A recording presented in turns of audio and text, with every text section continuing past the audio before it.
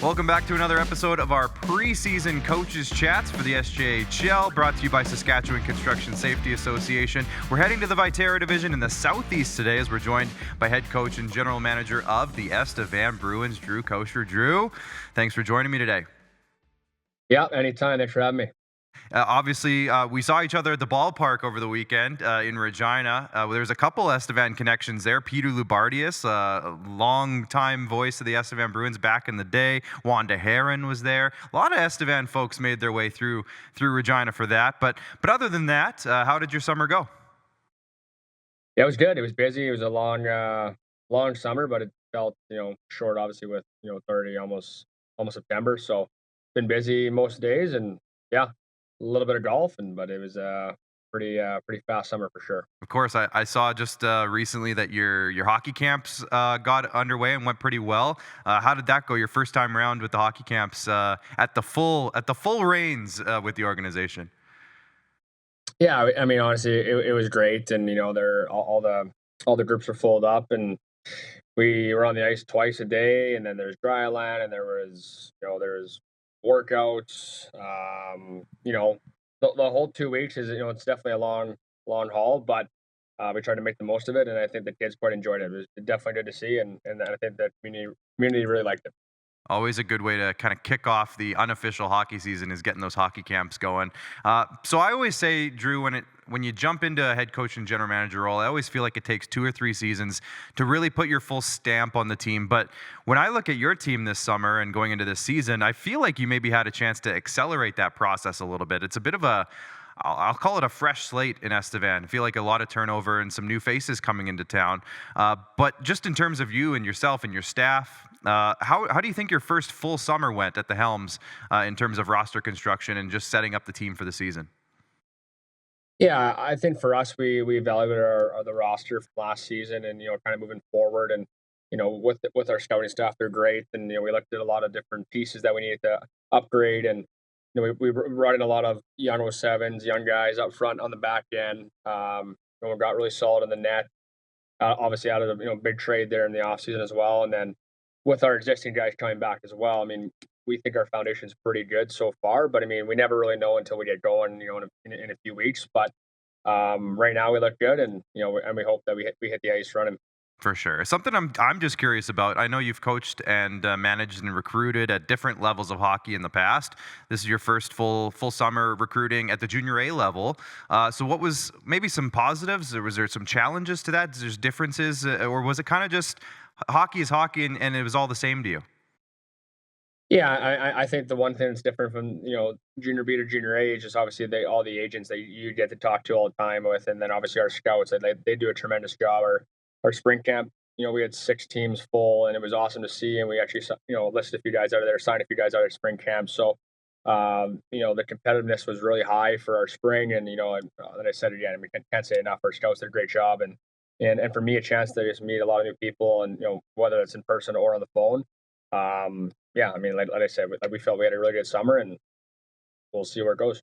So last year, we'll just quickly look at last year's season, how it all went. You were obviously there the whole season, but only head coach for a portion of it. A coaching change midway through the season, missing the playoffs. But I felt like there was a lot of positives at the end of the year, at least from my perspective. It kind of seemed like things were going pretty well. The energy levels were there. You played some good hockey at home. What can you take away from last year that you can apply and bring into this season?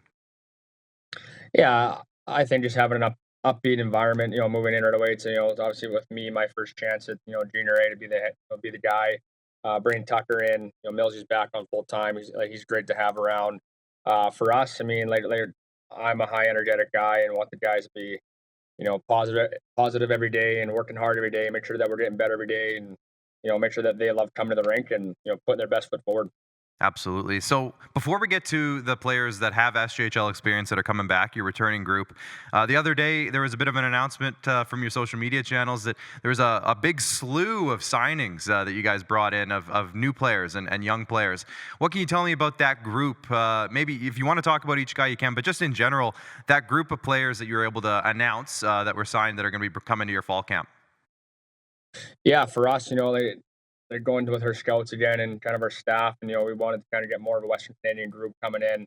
Definitely a blue collar team. That's how we're going to play. And for us, yeah, there's a lot of young guys that we committed to, but they can all play. They play heavy, they play hard, they're smart, they move pucks well, and they're eager, right?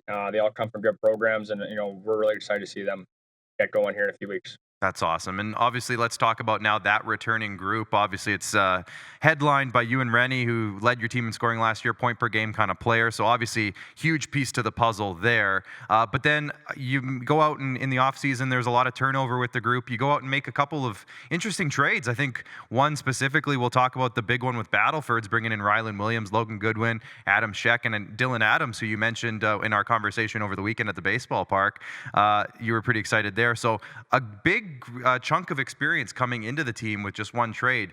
Talk about the group that you have coming back, maybe including those guys, just some of the guys from last year's team that you're excited to bring back this year. Yeah, for us, obviously Rennie's a great player. He brings it every night. He's a 200-foot guy. He's super skilled and does a lot of good things. The trade, with Battleford, yeah, obviously we felt it was an educated risk. We got 3 of the 4 for sure coming, and then we had Rylan come down for a visit, and then he went down south, and they ended up coming to us, and that's huge for our group, and we felt that he's a high impact guy as well. Likelihood of those two playing together could do some damage, we hope.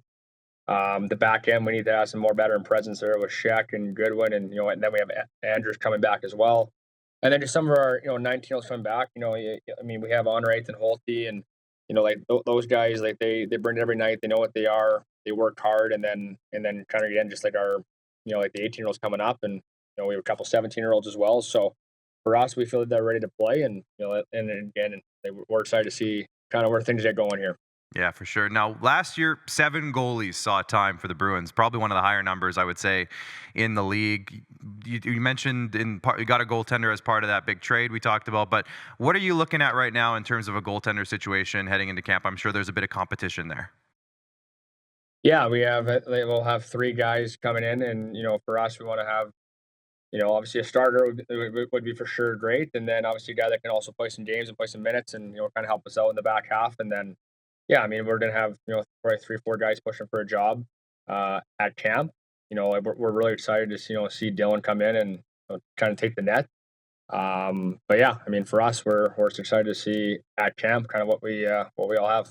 Absolutely. So that's exciting, and I know the fan base there will be very curious to see how that all plays out. But I know for you guys and for the team, I know playoffs is going to be the obvious goal, getting back into the playoffs, getting back to the dance. But outside of that, what are some goals, what are some targets that you and the staff are aiming for this season that you're hoping to meet those standards or expectations? Yeah, you know what? For us, I think we just want to make sure that we get better every day as a group. Collectively, obviously, we want to make the playoffs. I think it's best for Estevan to be in the playoffs. It's good for the league. I'm a pretty competitive guy. So is our staff. So the players that I imagine from the phone calls we talked about. They want to come in and they want to win some games and they want to be productive. And for us, we'd like to make playoffs and have a really successful season and kind of see where the chips lay. Perfect. Well, Drew, I know there's a lot going on, and I know it's a busy time of year, so I'm going to let you get back to it. But I know we'll be chatting pretty soon once the season begins. So good luck the rest of the way, and we'll chat again soon. Thanks, Clark.